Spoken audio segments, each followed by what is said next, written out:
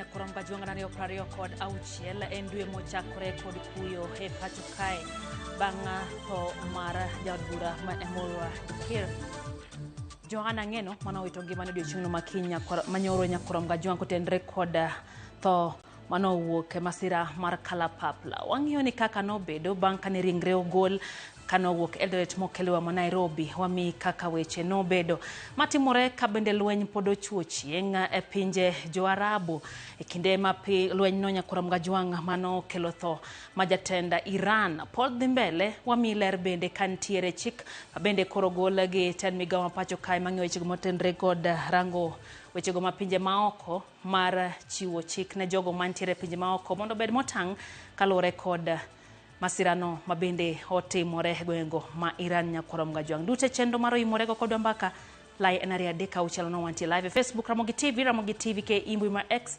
kachiel gi Ramogi TV Kenya mbui mar YouTube magi thunduche Mosewewa Kanali George Were mano wadwa maduong' ane maluwe e odwa. We have just received the bodies like I indicated and very unfortunate indeed. And we really wish to condole with the families. Bang' masich ndek kalapapla ringre jaod bura Johana Ngeno kod ringre mamoko chwal Nairobi e kinde ma jopiny pod medo ywage. There be a proper inquest into the accident ya helicopter imefanyika Nandi. To ask Kipchumba Murkomen to step aside. Jotelo maketo sirikal tesre dwaro ni tim nonro matut ewi gima ne okelo masich ndek kalapapla ma onego jaod bura Johana Ngeno gi ji mamoko e iye. Nito ni chieng'no ma ODM kethre gi sirikal. Adwa ni mondo wanyisgi ni ng'o. Ogai mar ODM Oburu Oginga oseo jogo mawacho ni tarik 7 dwe ni winjruok ODM gi UDA chopo gikone.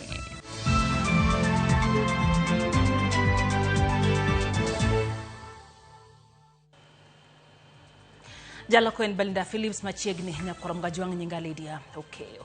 Ringre jaod bura ma Emurua Dikir Johana Ngeno jariemb ndege kod ji mamoko 4 manyowito ngimagi e masira mar ndek kalapapla manyotimore nyore kaunti ma Nandi. Koro chwale kar kano ringre Mali Funeral Home. Ringre go oting'o jaod bura ma Emurua Dikir Johana Ngeno jariemb ndege no retired Colonel George Were jago picha Nicholas Kosgei Robert Kipkoech Keter, Amos Kimwetich Rotich, kod Wycliffe Kiprotich Rono. Jafo marwa Cynthia Onyango no chupuli, miyo report ni eyo machal kodma. Kar sa 10:45 tarik 28 dwe mar 2 higa mar 2026 e midhiambo mar chieng' ngeso ndek kalapapla namba 5YD5B olwar e bungu ma Chepkiep mayudore kar chung' od bura ma Mosop e kaunti ma Nandi. E kinde no ndek kalapapla no manolwar kendo muoch mach kanyo oting'o jaod bura ma Emurua Dikir Johana Ngeno, jariemb ndege no retired Colonel George Were, jago picha Nicholas Koskei, Robert Kipkoech Keter, Amos Kimwetich Rotich kod Wycliffe Kiprotich Rono. Bang' gologi e kar masira, ringre magi duto ochwale kar kano ringre ma Moi Eldoret, kama noromnegi kod jopiny kod jotelo. Negi bet ka e otieno mangima kendo chiwo ne jodak kod anyuola thuolo mar chiwo luor margi mogik. E kar sa 9 mar odiochieng' chieng' Jumapil, ringregi duto okaw kendo chwal nyaka e paw ndeke ma Moi Eldoret. Nyaka e paw ndeke ma JKIA buore Nairobi, kama oromnegi kod jatend migawo mar arita Kipchumba Murkomen, jatend migawo mar wuoth Davis Chirchir, jotelo mamoko mag siasa, anyuola to kod osiepe. E kinde ni, anyuola, osiepe kod jotelo mopogore opogore oyudo thuolo mar chiwo luor margi makende. Wadwa maduong' ne wan osiepe matek ahinya maber kwa dongo pamoja e odwa kendo ne waherore saidi kaka family kaka koro wewa gi lit ma okwanyalo wacho. I knew past 3 of the members in a personal way. The Honorable Johana Ngeno, the pilot George Were, and Carlos Keter, who was also my friend. And I just feel very sad to lose friends and to lose people that we have worked with before. And we feel really pained by this event. Sirikal korka korgi okwayo oganda duto nyaka jotelo mondo bed kod horuok e kinde manonro dhi nyime ewi gima dine kel lwar mar ndegeno mokelo lal mar ngima ji 6 kanyo kendo singo ni nonro mawiye ewi masich ndegeno idhi keta yanga bang' ndalo 30. Kwa heshima wale ambao walikuwa wameanza kuingiza siasa kwa kifo cha ndugu yetu, tafadhali koma. Hiyo sio tabia ya Mwafrika, hiyo sio tabia ya wakati kama huu. Umati umefika hapa ndio wanasikia uzito, familia inasikia uzito. Utisuongezee mambo mengi.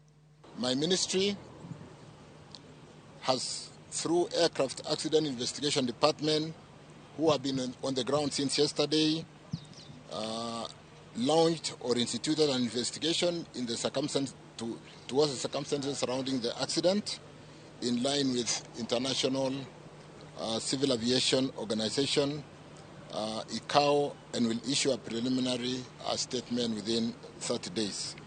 Kowuok e paw ndeke ma JKIA, ringre duto 6 ochwal nyaka e kar kano ringre Mali e bwo arita mager mar jolweny, obila kod mago marito bunge. Bang' chwal ringre duto 6 kar kano ringre Mali, jotelo kaachiel kod jokenya duto ikwayo mondo thegre kod tudo lwar mar ndege makama kod siasa. Cynthia Onyango, Ramogi TV, kowuok e kar kano ringre Mali, buore Nairobi. Nonro ewi masira mar ndek kalapapla manyonego jood bura ma Emurua Dikir Johana Ngeno kod jamoko osechakore. Mayange gi jagoro e migawo mar arita to kod apisas manono masiche mag ndege kagijiwo jopiny obed gi horuok. Jafwambo marwa Ojwang' Barcelona leronwa bende chal mar kamanyo masira no timore. Jotim nonro tiyo kod ng'inyo ndege manyo olwar Musope kaunti ma Nandi odhiambo manyoro kapod ginono gino mane okelo lwar mar ndege mane onego ji 6 koting'o jaod bura ma Emurua Dikir Johana Ngeno. Jata tije e bad migawo mochung'ne nonro mag masiche mag ndege Frederick Kabuge owacho ni giseyudo ng'injo madhi konyogi e timo nonro mar yango gino manyo okelo lwar mar ndegeno mar kambi mar Youth Aviation. The components that the investigators have picked from this scene of accident, some of them will be ferried outside the country, particularly to the state of manufacturer and the state of design of the aircraft as required by the protocols of the convention to which Kenya, our country, is a signatory to. We expect the team to do an investigation and give us a report in the next 30 days, a preliminary report of exactly what happens. And what we want to ask the public, to ask our leaders and everybody, it's not to speculate. Jagoro e migawo mar arita Dr. Raymond Omolo owacho ni nonro ma awiye nyiso ni chal marach mar kor lwasi kaluwore gi koth mapek ema dibed ni nyo okelo masirano. Ojiwo jopiny obed kod horuok ka irito duoko mar nonro. The team that from the ministry as well as the other security organs are doing what they need to do just to get to the bottom of what really happened. Of course, there is already initial report that was filed yesterday. Kaluwore kod jogo mane oneno masirano, giwacho ni ndegeno nopiyo kaluwore kod koth mapek mane chwe kapok owuok kendo tok dakika 20, to kuom hawi marach fuyo mare nyo okokawo kata dakika 5 kapok opodho. Mist ilikuwa kubwa, so tukasikia hiyo ndege inakuja, kumbe ilikuwa inatafuta emergency landing. Sasa ikatafuta mpaka ikapata hapo juu forest fulani hapo. Alianguka, alipiga chini pale, akakuja akakonga miti, akatupa watu wawili hapa, akatupa wawili hapo, akatupa wawili mbele huko. Moko kuom jotelo kod jopiny dwaro mondo sirikal okasre kod nonro kendo oket hayanga gino mane okelo masirano. Ojwang' Barcelona, Ramogi TV. Rem idho ndege manyo kelo masira kendo nego ji 6 koriwo koda ka jaod bura ma Emurua Dikir Emoreso GK Kech ma en osiep jaod burano. Kaka Walter Nyambagalero no Kipchirchir Mosonik ma bende en osiep Ngeno machielo bende lero kaka nyotwanye masira makamano. Dala jaod bura Johana Ngeno GK Kech wariwore kod osiepe kod wede manie kuyo mar tho jatelono. Kechwa majegni 36 wacho ni nyotony tho mana matin odiochieng' manyoro kaluwore ni nyo winjore obedi achiel kuom jauchiel manyo wito ngimagi e ndegeno. Kata kamano nyodeko. I tried getting him in the morning but sikumpata kwa simu. Ile time nimpata ananiambia chopa imefika nyumbani. Akaniambia what you do, kimbia Mararianda. Tukapata slow puncher. Kuna kufika just like a kilometer ndio chopa inatoka. Alifika kama anaenda because he was in a hurry. Nikaambia jamaa bodaboda hii nini flight imenipita. Boma ma Eldoret, jal machielo Kipchirchir Musonik bende pimonwa kaka nyogweyo pala kendo tony tho bang' ndege achiel nogono pong' kendo chune mondo odog Eldoret. Musonik wacho ni kata bang' tiyo kod ndegeno nyaka mond Kenya pilot nyoni kod chich mathoth kod ndegeno. There was a time kulikuwa na weather imechange, I guess Kitale mahali hapo ikaanza kunyesha, so haikuwa visible vizuri, but akachange the route tukafika venue, so we landed vizuri. So after tumeland akatuambia nataka mwambie mwesha tutoke, si tukaenda na gari. Jeriogo biro dong kod bok nyakla kod paro okne gin kende to ne nyaka jok manyo wito ngimagi e ndegeno. God gave me a second chance to live because I would have been there. If you see most of his videos, actually people think I'm his personal assistant, which I'm not because I work at the county government, but most of the time you will tag me along his journeys. Saa zingine onakane kama ajenda, anaweza kuwa bado wako hai. Nilipoona mwili jioni jana, I felt like ningeza mwamsha, ningeza mwongelesha tu anisikize tu for one last moment aniamke tu. Walter Nyambaga, Ramogi TV.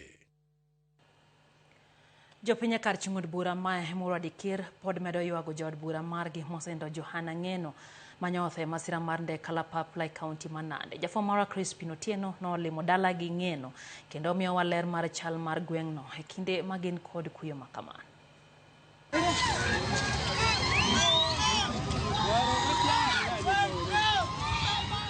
E kaka ne weche chalo e gweng' ma Emurua Dikir otieno ma piny rugo Jumapil bang' ripot donjo ni jaod bura margi Johana Ng'eno otho e masira mar ndek kalapapla e gweng' ma Mosop e kaunti ma Nandi.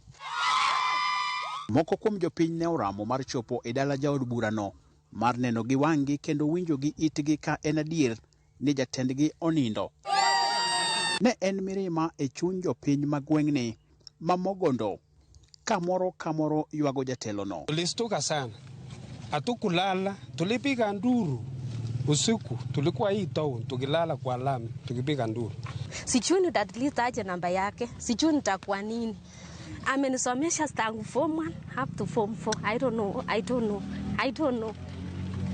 May his soul rest in peace. Alfred Ng'eno en achiel kuom jogo ma osebedo machiegni gi jatelono nigi sigana mar kaka ne gisomo kode kendo lero nende matut. Igaenda 3 times bila break. So in fact tulishukuru uongozi yake. Mashule tumepata ya kutosha. So we love him.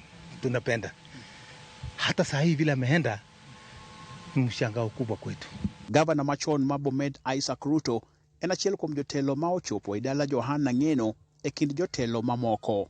Tho mar jatelono ok en mana lit kod lal ne familia mare kende, to kata mana jopiny mamoko ma Emurua Dikir ni mar thothgi puoye kaka jal mane ochung' ne kedo ne ratich jopiny. I sincerely want to pass my condolences.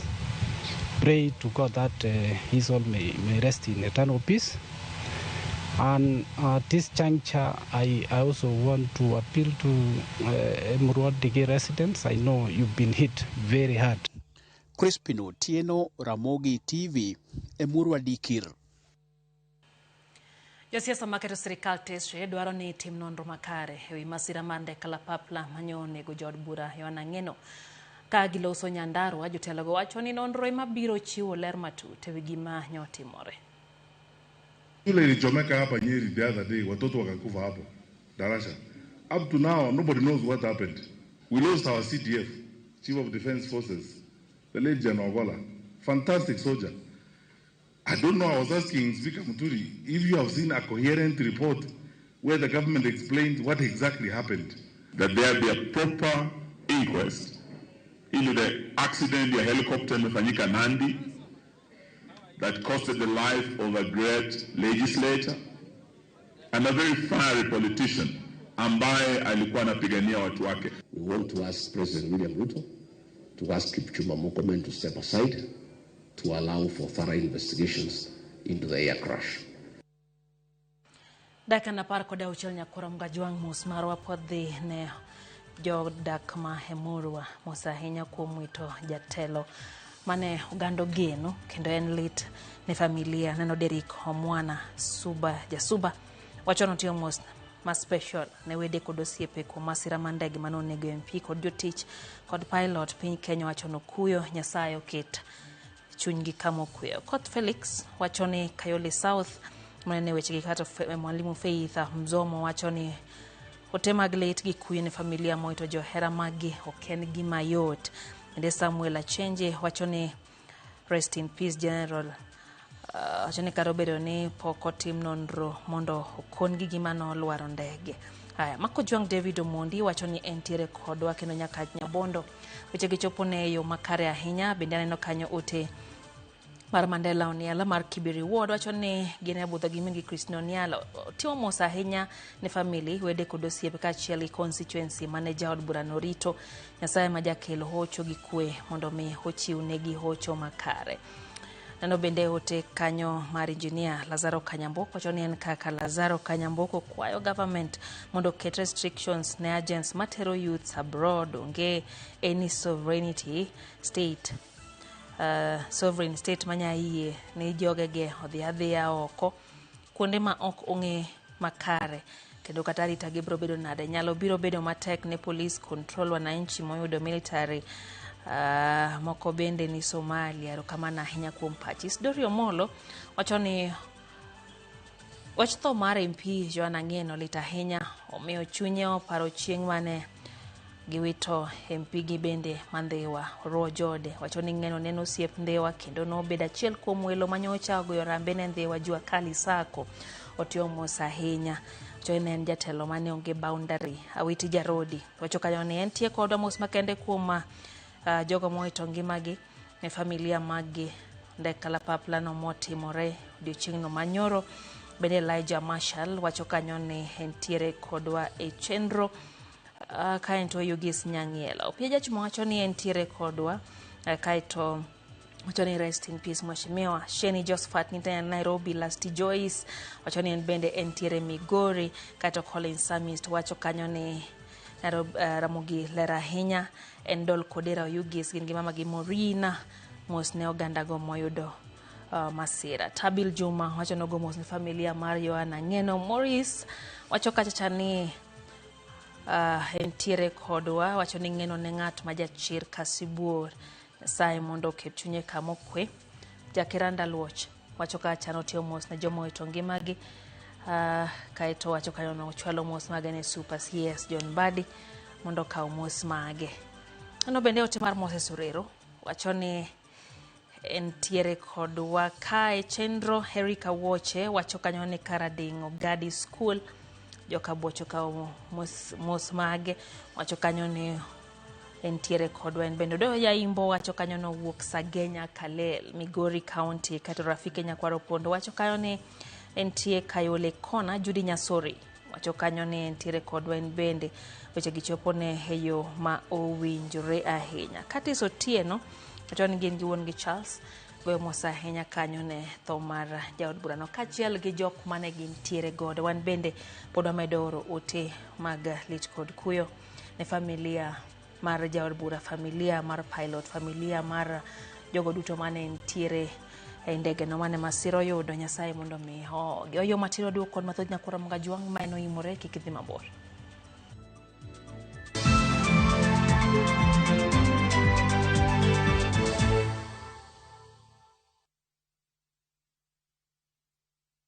Pinyi duoka koko makakor kacha. Watu ya Nyanza safari hii wamesema wamechoka na upinzani. ODM must continue to prepare for the next year's elections. But as UDA, Professor Kindiki is our deputy president and running mate 2027. To siasa jo siasa ite gumana gombolo. Goons from whichever angle you look at it. These are criminals. Police deals with criminals. Na kwamba wale wanafanyia siasa mambo ya usalama wakome kufanya hivyo, watapute sera. Tukubila okumigi nafasi mar uso sera. Karudi wanangu. Makosa yangu kubwa sana, nimesema kwamba Ruto 2027 lazima aende nyumbani. Eniluwenyemane. Wanauza vitambulisho, wanauza passport kwa majambazi kutoka Sudan na kwingineko. Wanyalo biro ketho piny. Mobed ni koron kod piny manyalo luongo ni Kenya ka koro sani waluonge ni aibu si aibu. Kidhi ka ng'at ma wiyo moko katindo okonyi. Waro kini machiegni cheno waka kawaneno kinyi makawuono weche thoth. The president himself has said in public he is not interested in running Nairobi. He does not want those powers. We must see our views, whatever those views are, reflected in the final document. Who is this other person with another interpretation that there's been a transfer? Jofwambo ang'wen ma wigi otimo jere e mesa achiel kaka wanene.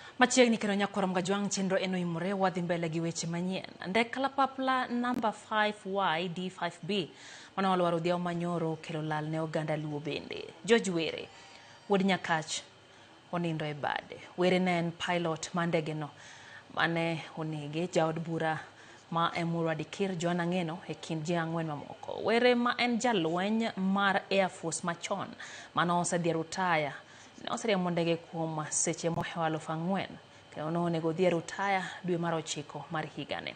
Anyuola mare kawuono romo ne ringre e alap ndeke ma JKIA kapok oter ringre nyaka e kar kano ringre Malii, Nairobi. Cleophas Oluoch nigi ler.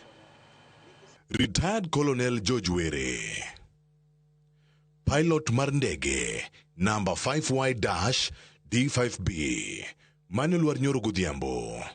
Wuod Nyakach Kadianga owito ngimane kachiel koda ka ji mamoko 5 tok tiyo kuom higni mohewo 40 ne odong' gi dweche matin to dhi e rutaya. Anyuola mare kawuono romo ne ringre alap ndeke ma JKIA kapok oter ringre kar kano ringre Malii, Nairobi. Were ne dhi loko higni 65 higani kendo dhiale kaka achiel kuom pilot mane ni kod lony mararieya. Wayudo wadgi matin Dr. Francis Were kendo miyowa nonro mar wadgi George Were. Kanal nigi dhako achiel to gi nyithindo 2 to nyithindo 2 gi achiel nyako maduong' ni Australia osomo to wuoyi matin to sani ni Poland osomo bedo ajuoga daktari. To lony mare chal nade? He had been flying as a fighter pilot with the 50th Air Cavalry for very many years, since 1985. So he was a very experienced pilot. Koro higni mang'eny mar over 41 years. En gi experience molo 4,000 flying hours. Mamiyo ng'ato bedo very experienced. Kopogore gi tich, familia mare pare nade? Kaka wadwa maduong' ne wan osiepe matek ahinya, maber kwadongo pamoja e odwa. Kendo ne waherore saidi kaka family. Taparo hera manen godo kuomwa kaka nyithindgi, kendo muolo bende nen godo, muolo ma nokawo kuom wuonwa mosenindo. Kaeto nohero weche madhi mos, ok ohero koko, ok ohero dhawo, ok ohero lweny moro amora gi ng'ato. Kaluwore gi lony mare, anyuola mare pare kaluwore gi jogo mane oting'o e ndege kinde mane ne tich. Kendo nohero tije kabisa. Tije notiyo gi chuny achiel, be momiyo ji nohere. Kata mosewewa baba Raila bende nohere kaka pilot mane riembo ne kalapapla mare. Nikech osebedo gi experience mar higni mang'eny koriembo ndege. joma dongo go seriembo mang'eny, Baba Raila oseriembo ji mang'eny, Gideon Moi oseriembo kamora mora oseriembe. Were ma en jalweny mar Air Force machon manosedhi retire ne oseriembo ndege kuom seche moya 4,000 kendo ne onego dhi retire weche mag riembo ndege dwe mar 9 higani. Kopogore kod were, familia mar Nicholas Kiplangat Kosgei, ma en jago picha ma bende ne otho e masich ndege no, pod ywage ka wuon mare mawuok e gweng' ma Kipkebe, kaunti ma Bomet, lero tudruok margi mogik. Jaduong' no wacho ni ripot mar tho mar wuode nyochopo ne kokalo e ote manosomo mana e kuonde tudruok mag mbui. Akaniambia kuna post imekuwa posted, kuna ndege imecrash upande ya Eldoret. Hapo sasa tukastuka, tukakusanyika na mama na familia, tukajaribu. Huyu kijana wangu anajaribu kuangalia kwa online, hayuko online. Mimi nikaingia kwa WhatsApp kujaribu kutuma, mina inaenda inaweka tick lakini sio ile ya kawaida. Pata nikaanza sasa kustuka kidogo. Mama pia kastuka. Anyuola mare ywage ka giwacho ni osebedo inga margi nyaka ne otiek sombe mbalariany ma Maseno e weche mag fwambo gi keyo magiko ne oduogo bedo jago picha mar mosenindo jaod bura Johana Ng'eno. Mimi nilikuwa naongoja kwa sababu aliamua mwaka huu kusomesha huyu msichana. Alisema usiendelee kusomesha, nitasomesha, lakini shamba nitakuja nunulia wewe. Cleophas Oluoch, Ramogi TV. Podwa oro temaga mosa hinya kod kuyo. Kora mgajwang jokanyo mag ODM kotane kod ogai mar Oburu Oginga.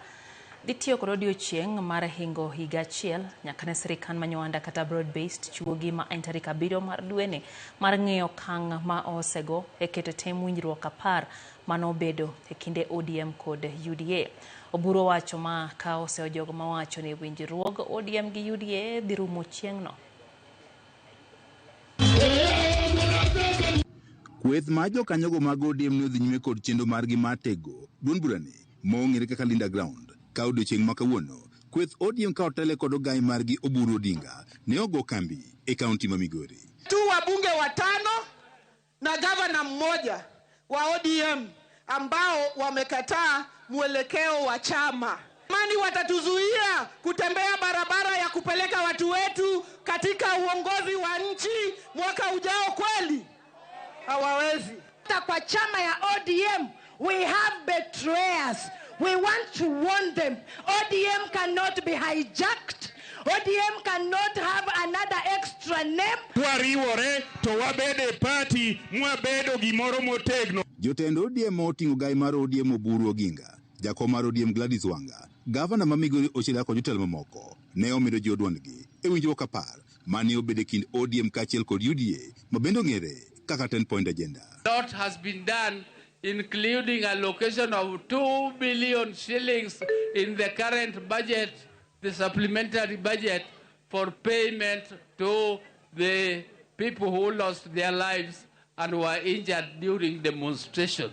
7th of March tutakuwa tunafanya review ya mali ambayo tumefika na implementation ya 10-point agenda. Na sisi tumepea ruhusa party leader wetu Dr. Oburu Oginga aanze negotiation na chama ambazo tuko nazo nafikira sawa, tukianza na UDA. Ogai mar ODM Oburu Oginga kod jokanyo mag ODM mamoko ni wacho ni kaka ODM gidhi neno ni winjruok 10 oketie tim ka bende gidhi tiyo kod tarik 7 mar dwene mar ng'iyo kang' ma osego e keto tim winjruogegi. Moko wacho giriambo ni kochopo tarik 7 mar dwe ma kawuono wachako kawuono ni to ni chieng'no ema ODM kethre gi sirikal. Adwa ni mondo anyisgi, wanyisgi ni ok nobedi. That 10-point agenda, we are going to get an interim report, and that interim report will be given on the 7th, and that is what is intended. Kazi kwa vijana inaendelea. Mambo ya pesa kwa mfuko ya kina mama lazima iendelee. Mambo ya ugatuzi, kuongeza pesa ya kuja mashinani, lazima tusukume mbele. Kweth mar ODM ka otele kod ogai margi Oburu Oginga oramo bende gintie sirikal manywanda nyaka giko kagiseo kweth mar ODM motelne kod Edwin Sifuna kod Governor Masia James Orengo kumwotho oko. Power ma ODM dwaro en power and the ability to change our lives. Kinde maduong' mar ODM kachiel kod UDA chano bedo kod winjruok mar siasa motelo ne yiero mar 2017. Jokanyo mag ODM owacho ni pok nyaka koro bed maromre e kind ODM kachiel kod UDA. And my party has given me authority to start negotiations. 27 sisi hatusindikizi mtu kwa harusi.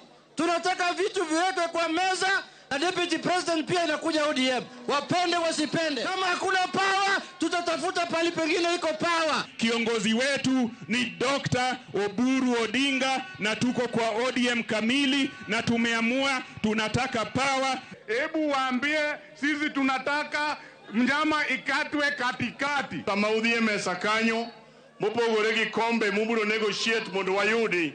Wadani mondo wa negotiate mondo maendeleo bodonje thuru waka. Mutakuwa wajinga sana msipo support broad-based government.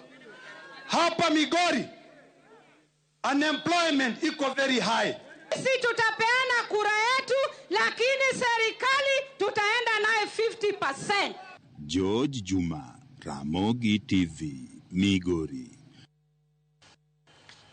Jatend Kenya William Ruto wachone obiro tiyo gi dongruok ma osetimo sectors mopogore opogore kaka ranyisi mar sero jo Kenya mondo me ogone ombulu.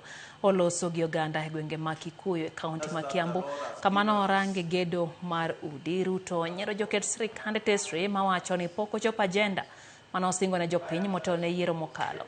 Ruto wacho magi ka motelo ne koyuoro e nyasi ma dhialo higni 100 nyaka ne chak school ma Lions.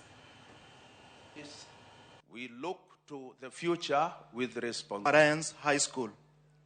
This centenary is not... I have no doubt in my mind whatsoever that we have what it takes to take our country to the next level. And so, dear Kenyans, we will do it. We must do it. Whatever it takes, whatever it costs. We must get ourselves to where we want to go. I have had occasion,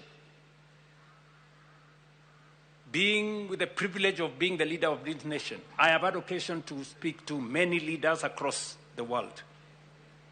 I have had occasion to sit down with the Prime Minister of Malaysia.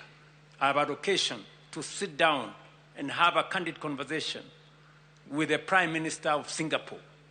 I have had occasion to sit down and have a conversation with the President of South Korea. And in all those instances, I have come to believe that Kenya can be as good as those nations, maybe even better. Moko kuom jodongo Luo motelne kod ogai margi ma Kibra Pius Adienge okwayo oganda Luo mondo mi owuoth kanyakla e seche maliet siasa medo nenre pacho kae. Gikwayo piny Luo mondo osir ogai mar ODM Oburu Oginga kaka yo mar neno ni jatend piny Kenya William Ruto oyier kende apisi e yiero maduong' mabiro. Gimedo wacho ni gintiere sirikal manywanda ma broad based ma kamane mosenindo Raila Amolo Odinga ne oweyogie. Kaka anan gi weche adek mawacho ni joluo wa mondo bed ka ng'iyo road base kama ne jakom owewa. An mawuoyo ka odiochieng' ma kawuono ni ka jakom oa oko kobiro kelo kaka osea oko kaka odwaro motame loch. Ane mana kone KICC nwadonje sirikal. Omiyo jakom nowinjo gima wacho maka kiny piny oru nwadonje sirikal. Pod watiyo gi sirikal kaka wajodongo ma Kibra constituency ane machung' ne de ma constituency ma Kibra ka. Wabedu gi nachiel. Nyakwara mogi chakre ukieng nyaka podho chieng. One i ODM, to one i broad-based government, i Oburu kod Ruto. Two-term. Ruto two-term. Ruto two-term. Jopuonjre mag mbalariany e kaunti ma Taita Taveta kod Kwale osejo siasa masani gikoni owuok oko mag kelo pogruok e duond bura mar ODM kaachiel kod mago matemo tiyo gi rawere e kelo mutni e rombe mag siasa. Gikone gin gisiro lwedo winjruok ma yande ne oketie kogno e kind mosendo Raila Amolo Odinga kaachiel kod jatend piny Kenya William Ruto kendo gikore mar dok e ndara kaka moko kuom josiasa sani koro dwaro. Joja kone giler koya e kaunti ya Mombasa. En romo mane okelo kanyakla jotend jopuonjre mag mbalariany mawuok e kaunti ma Taita Taveta kod Kwale mar chiwo ler e wi chung' margi kaluwore gi mutni mag siasa masani tuere e pacho ka. Comrades hello. Hello. Comrades hello. Hello. Sema tutam. Tutam. Tutam. Kae ne gikone gin gisiro lwedo winjruok mar broad-based government mayande ne ochuogi gi mosanindo migosi Raila Odinga kaachiel kod jatend piny Kenya William Ruto. Mokwongo adago erokamano ne party leader marwa Dr. Oburu kuom riwore kod William Ruto mondo giti kanyakla. Kuma dieri Raila Amolo Odinga ma en waluongo kaka baba nowewa broad-based. Kanye monego beni wabete. Koro gisani tadwa wacho ni Ruto to osetiyo maber. Wan kaka Taita Taveta University comrades wa support Dr. Oburu Odinga gi leadership mar Dr. William Ruto. Owacho ni tutam kaluwore gik ma ni Dr. Ruto osetimo sani gero no hostel manyien kacha afforded through under the affordable housing program. The broad-based government waseyudo ni koro conflicts nobedo resolved yani. Kane maandamano notimore ni 2024 kachichande, ji mang'eny nowito ngimagi. No mang'eny kabisa yudo nyaka ni students mag various universities nowito ngimagi. Lakini nikech kaka broad-based government nobiro mane baba Raila Amolo Odinga nobedo piny mowuoyo gi our able president nowinjo wach masani endi gimoro amora ni sawa. Jopuonjre go ne oseyo paro mar moko kuom josiasa madwaro ni jopiny odogi e ndara mar bago ng'anyo ka bende giseyo jotelo manyayo weche mag akweda to chutho mag dhoudi e seche magitimo campaign mekgi. Yes, we want dialogue. Hakuna vitu ya kusema sijui maandamano. 2024 hatutaki tena kupoteza comrades kama Rex. Comrades wengi walikufa sana kwa hiyo maandamano. Mnataka turudi tena huko ama tuendelee na masomo tutengeneze manyumbani kwetu. Ama nyinyi mnasema aje? Ni muda ambao tumepita siasa za kugawa watu kwa misingi ya kikabila, kidini na hata kwa misingi ya chama, si ndio? Kwa hivyo endapo mtu yote ana tofauti zake za kibinafsi labda aje tuzungumze tuweze kutatua mambo yetu kama chama cha ODM kindani, si ndio? Lakini kusiwe na mtafaruku ambao tunazidi kuona. The thing is we are going to support the government that gives us evidence on the ground. Giramo ni sani gisema norego mbulu kendo gidwa tiyo gi thoth margi e yiero telo mowinjore magikoni biro chopo lek margi kaka rowere. Wariwre to wakawo kura mondo aduok Ruto kendo e office. Ngech kuma dieri Ruto tiyo, nderni beyo, ka wuotho kan ido ka ndara beyo, Ruto osebedo ka tiyo. Skul kae king'iyo sani e skundwa kae. Skundwa ka chien kacha wasebedo gi shida mar pi, lakini sani pi nitie kendo hostels igero. Daher kwero rowere wetena youth magwa kik wadog e ndara waol gi chwero remo higa ka higa. Last year 2024 nwanego youth mang'eny gin comrades notho e ndara kaluwore gi maandamano mok nyal konyowa. Let us support government waol gi tho nyaka wa move on. Wa support Dr. Oburu Odinga kod President William Ruto kani kama ne baba nowewa mondo wamedu kelo kwe e siasa marwa ma Kenya kaendi. Gimiyo wa pipi maonge kama wachal ne wane desert. Pisani endi donjo kanyo mobro bedo gi pi miwe mane wan Mount Kenya wi got malo kucho. Ayie go sana kena na wacho ni tutam. Magi ne giwacho ka bende giseyo moko kuom jotelo magikoni lek margi en neno ni gikelo pogruok e kind jokanyo e duond buch ODM. We know you and your agenda is to scatter the ODM party and more of the broad-based working arrangement between President Ruto and ODM. We want to state here in broad daylight that we have resolved to protect and support the ODM party, its leader Dr. Oburu Odinga and the entire leadership under the broad-based government. Mnatuonyesha picha gani mkiwa katika uongozi? Sisi kama viongozi tunakuja tunakashifu hiyo na tunakataa. Sasa hiyo ndio maana tunasema Ruto ni tutam. Mmetuonyesha picha mbaya. Comrades power. George Aoko, Ramogi TV.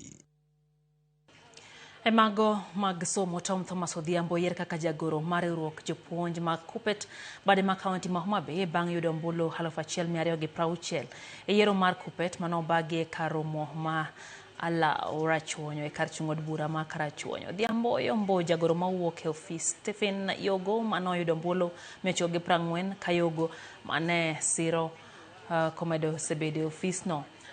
kaka jagoro mar Kuppet bade ma Homa Bay kuom higni 15. Yiero no mano otel gi apisas mawuok e bad migawo mar Labour kendo no chungi e wang gitend Kuppet bende Peter Oduoro Otieno ma oyier jakom Kuppet e kaunti no gi ombulu 940 Gordon Mwadime Tembo oyier kaka jakeno.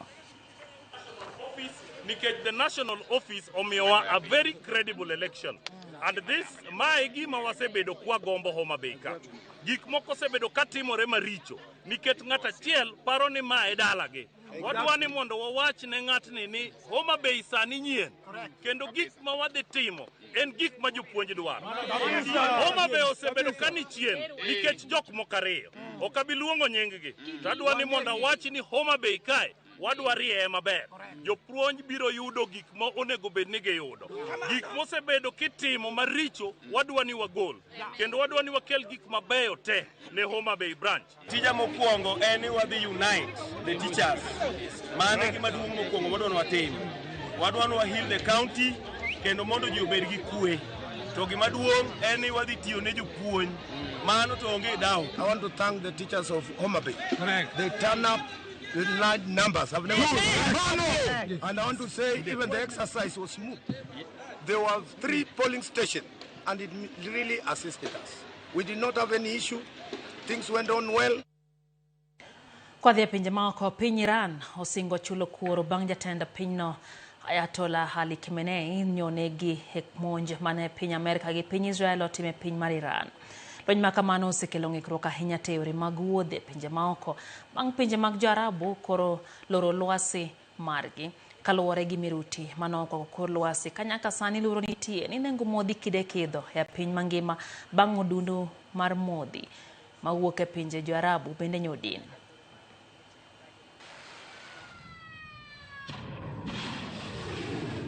Lweny e kind piny Iran gi piny Israel komakre gi piny mar Amerika odonjo odiechienge mar 2 bang' monj manyo otim e piny Iran manolal gi ngima jatend pinyno Ayatollah Ali Khamenei.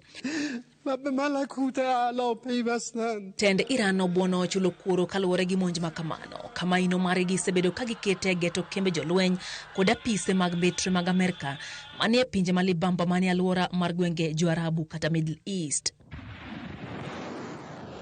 Lweny no kelo liet kod luoro kata ne Jo-Kenya manie piny Iran kod pinje moko mantiere pinje Jo-Arabu kata Middle East kama nitie Jo-Kenya ma ok tin 400,000.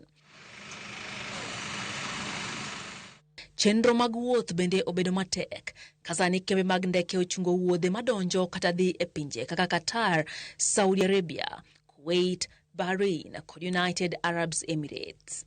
Kambi ndeke mapacho ka Kenya Airways bende osechungo wuodhe ndeke madhi e boma ma Dubai kod Sharjah kaluwore gi luoro makamano. Migawo mar tudruok pinje maoko motele gi Musalia Mudavadi okwajo Kenya ma odakie pinjego mondo obed motang' kendo ondikre apise mbetre mag piny Kenya manie pinjego kaka yor manyo yore minyalo resgigo ponono ne giyudre kamarach. Kalora gi lweny masani ochoching e kind piny mar Iran kod pinje mag Amerika gi Israel luoro kwako moko kuom pinje Jo-Arabu kama oting'o Saudi Arabia, UAE, Qatar e kind mamoko.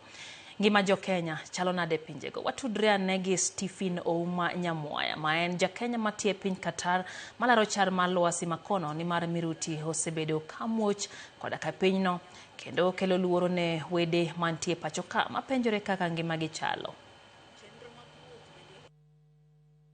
Timinane dala mar Doha, Qatar. Piny mangima sani ong'e ywaruok mantie sani e kind Jo-Iran gi Amerika gi Israel. Kae mantie e kambi maduong' e Middle East kae mar jolweny mar Jo-Amerika. Koro jo piny mar Iran koro gitemo kabisa mondo gigo jogo. Koro gigo ka chakre nyoro godiechieng' nyaka kawuono gokinyi. Lweny nosebedo matek ahinya. Kawuono aneno ka kwe at least osechako bete. Gik moko osechako dhi normal. Lakini aduoko erokamano ne sirikal makoni nikech before gino timre nitie alert ma kila ng'ato iorone e simbe ma before jogo ba mirutigo simbi idhi yudo alama alati ni gima kama biro timre kama. Bang' mano after 1 hour to gini bo neno ka gino gino muoch. Koro en scary, lakini at least sirikal oseinform wa gima biro timre. Moko nitie moko miloso gi poison, koro inyadhi to inhale to affecti ama uketho nyaka ringre mar dendi. Ibagi after 2 hours kendo iponi kendo ga alarm oseorni kendo irinene, lakini jo sirikal makone negi bicep gite makoro kagi bicep gi makoro malwar cha ema biro lwar to golo mach moke maneno ka moko lwar e udi owango mtoka owango mtokni, lakini onge injury mang'eny ma moginene ji karibu matine moyudo injury, onge ng'ama osetho wanono safe. Makwayo joma ni dala akwayo no ung'e jo man koni ugone gi sim check up ung'iyo gi ni gidhi nade, gidhi maber, ugone gi sim at least gi feel ni karentie joma paro gi mor giwe panic no, nikech gino en scary. Nikech neno gino kaka godiechieng' tinyalo neno miruto no karingo malo, ineno koko golo mach, ineno koringo gotieno to godiechieng' to kinyal nene. Korom ga jang mano kaka e chal mar weche oko mar piny Kenya, nyata pinjego mag jo-Arabu kama lweny no osebedo kogo e tach. Walamo mana Nyasaye mondo mingi ngia makare kendo geng'negi masiche madeyudgi kono. Florence Omolo wacho ni mano en min josi entie Kanam, oneno wechegi makare. Aineo huko wacho ni entiere dala masana, gin gi min gi oya moto mosa ahinya kuom families manyoro wito wedegi ajali mande kalapapla. Nyasaye mondo kechunyi kama okwe. Mwalimu Faith Mzomo wacho ni the late right honorable Raila Odinga no wacho ni we cannot choose how we shall die, but while we are alive we can influence how we will be remembered.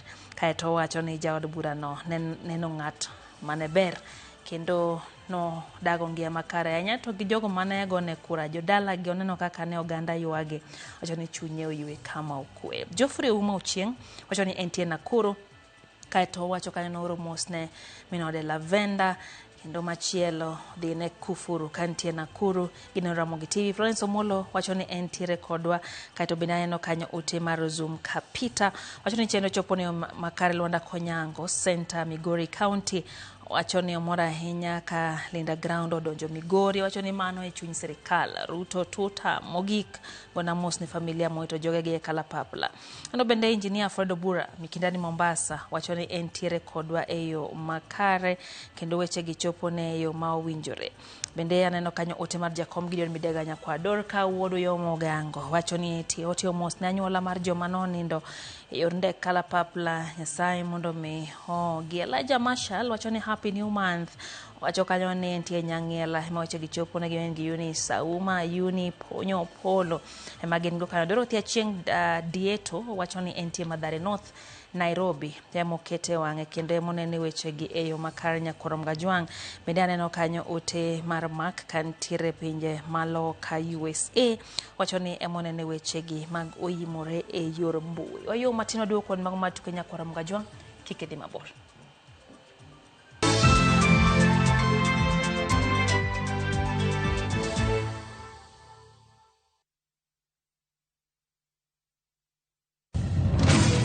Beikori mar doke pacho kama sigendni ilero gi mor kod sunga mar luo.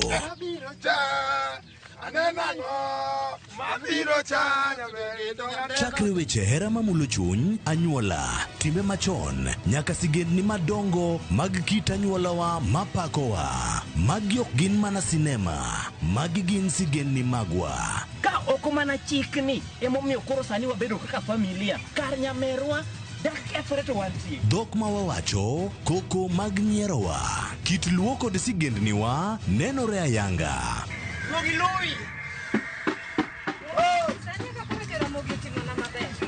Winam Cinema, Jumapil ka Jumapil, saa 2 kod saa 4 mar otieno, mana e Ramogi TV.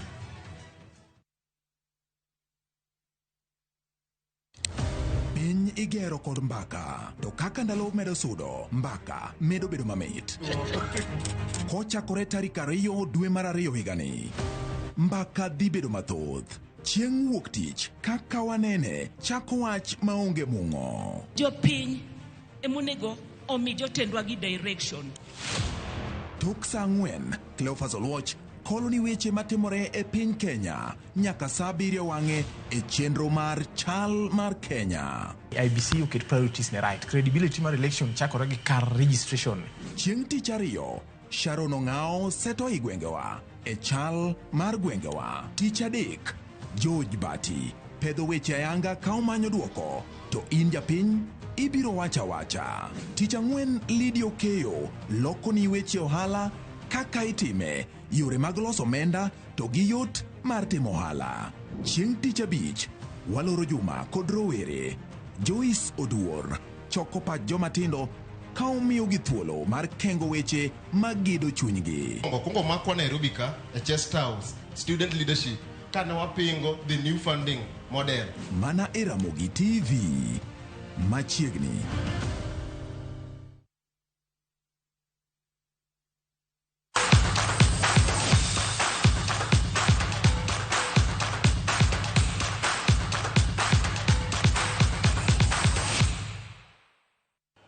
Tim mar FC Leopards yudo loch maduong' mar gonde 5 kuom 1 tukgi kod tim mar Shabana mano tugi alap manyayo. Gonde FC ne olo kod Samuel Semo e dakika mar 17 kapok Tyson Otieno medo mar 2 dakika mar 45. Gond Shabana mar UAP Wang ne giyude dakika mar 61 ka FC Leopards bende no medo gonde 3 e half mar 2 kendo yudo loch makamano. Leopards pod omako thuolo mar 2 e chung' mar league kod points 43 bang' jotend league Gor Mahia man kod points 49. Leopards again, and it's through Tyson Otieno.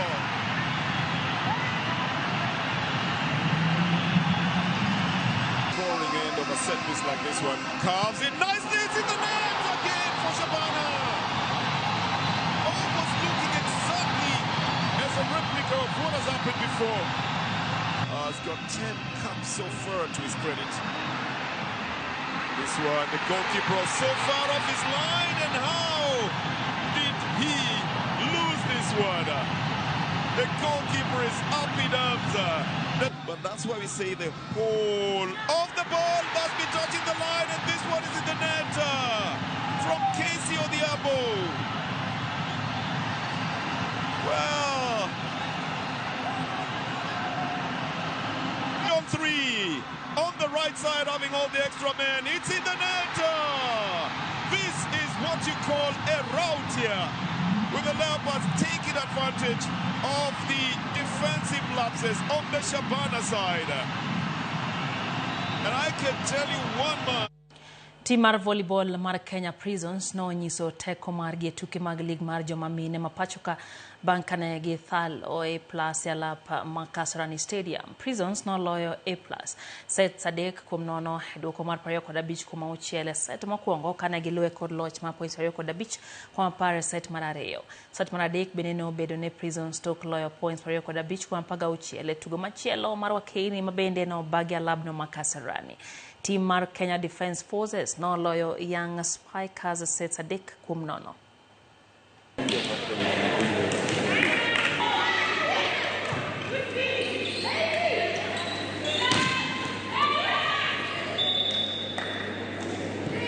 We are really coming from far. Seeing where they are today, in as much as we are losing, it's a big improvement. Really, it's a big improvement. As of now, we don't think about winning matches. We are thinking about building a team. And building a team takes time. So we need that team chemistry to be up to date. We need them to understand their values, what they are capable of doing. And that's what we are doing right now. We played A+, a good team, young. We have won 3-0. And I'm happy for the win because the most important thing was to get the 3 points. So the way forward is to work on also having young players in the team. I was trying to see how they perform, and they have really performed well. So more training, working on our weakness, then to see how we will play the third leg. Joloch mokale tuke rugby ma Kenya Cup Kabras RFC yomedo nyiso teko mar gi tuke kod loch mar points 25 kuom 8 e tukgi kod Nondis RFC tugo mano tuge alap ma ASK Showground Kakamega. Kumachielo e boma ma Nakuru, team mar KCB no oduogo maliet e half mar 2 kendo chielo team mar Menengai Oilers kod mogi bang' rodhogi kendo yudo loch mar points 25 kuom 15 e tuke mag rugby mag Kenya Cup e alap ma Ask Showground Nakuru. Loch makamano dhi nyime miyo KCB mijing'o e chung' mar mesa ma tukego e kinde ma gibiro timo ikruok mar rakore gi tim mar Kabra Sugar RFC tarik 7 dwe ni.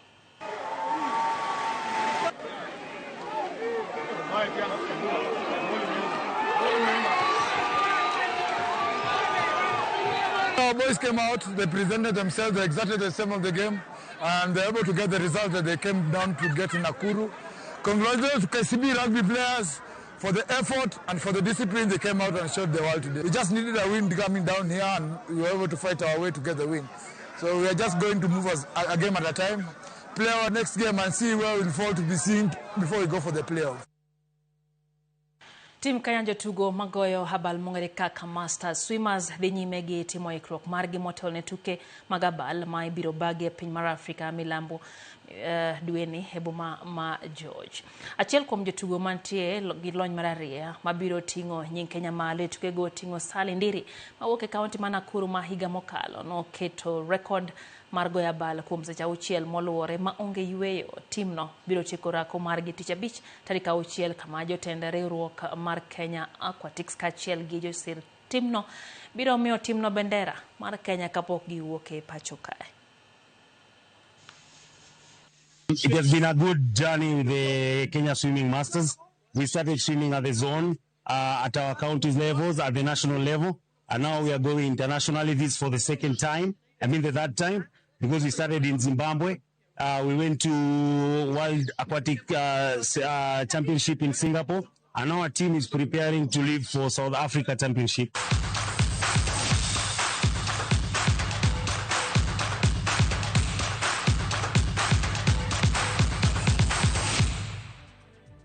Ikanya mwateke chendo maro imure Job Jagongo wacho ni entiere kodwa ka en Eldoret Langas giminore Jacqueline Ochieng goyo mos ahinya kuom lal man gi masira mar ndege wacho no wuoro tho mokawo jaod bura gi jogene. Eno bende ote mar Pastor George mar Homa Bay Glow Church kachiel kod Pastor Elizabeth mar Bongo Glow giwacho ni gintiere kodwa e chenro. Wacho ni wach ng'eno lit ahinya nyithindo odong' kie dakika Nyasaye ohogi kendo oritgi gin kanyo bende gi Madam Vida mar Nyalkinyi Primary. Bende no Jalang' Otieno wacho ni wan be waol gi ng'anyo wan e sirikal. Nenok ote mar Calvin Opio Kelo wacho ni okwo jatend piny Kenya William Ruto mondo res jo Kenya mantie Iran. Litnde wacho kanyo ni nyinge machielo Opio Kijakinyozi owuok Nyandiwa Center. Udhiambo Joseph Kombo wacho ni mano Uda Lega Gulu entie kodwa e chero gi minode Davin e dala mar Kisumu kaeto wacho gi wuon gi Michael Udhiambo gineno weche gi manyien ogoyo mos ahinya ne familia mane joga giwedo masira masich kala papla motimore. Osno yu wacho ni entiere chuny boma Nairobi mama Gesta oyugin go kanyo. Mwalimu Jael gi mwalimu Bernard kantiere kaunti ya Migori wacho ni gin bende iketo wangira mogi TV gigo mos ahinya ne familia mar jaod bura kaachiel gi jogo manowito ngimagi. Bende aneno kanyo ote mar Jack Jawar mar Warianda wacho ni weche gi chopo ne yo makare. Wacho kanyo ni holo Chelsea chiemo tame mos.